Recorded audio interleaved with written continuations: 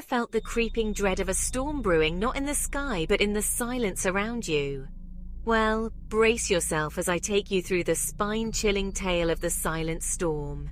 It all started on a quiet night in a sleepy town, where even the crickets seemed to hold their breath. Residents had whispered about the old legend of a silent storm that swept through every 50 years, leaving a trail of unexplained disappearances. I always thought it was just a story to scare kids, until that night. As darkness engulfed the town, an unnatural stillness took over. Phones died, lights flickered out, and all the sounds of life just stopped.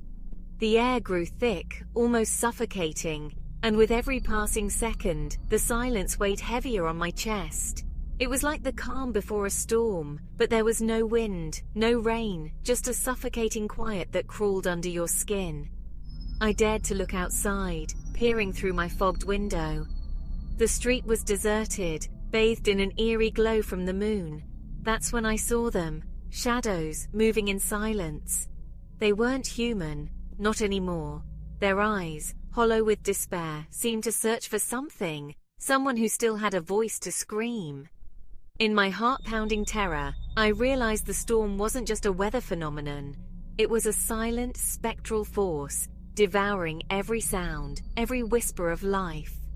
Hiding under my blanket, I could feel it creeping closer, the silence so loud it was deafening. By the break of dawn, the storm had passed, and the town breathed again. But nothing was the same. Streets were littered with belongings of those who had vanished, leaving behind a haunting reminder of the night the silent storm came. And now, every silent night sends a shiver down my spine, wondering, when will the silent storm return? So, dear listeners, next time the world around you falls silent, beware. Because in silence, the most horrifying terrors unfold. Stay safe and keep listening.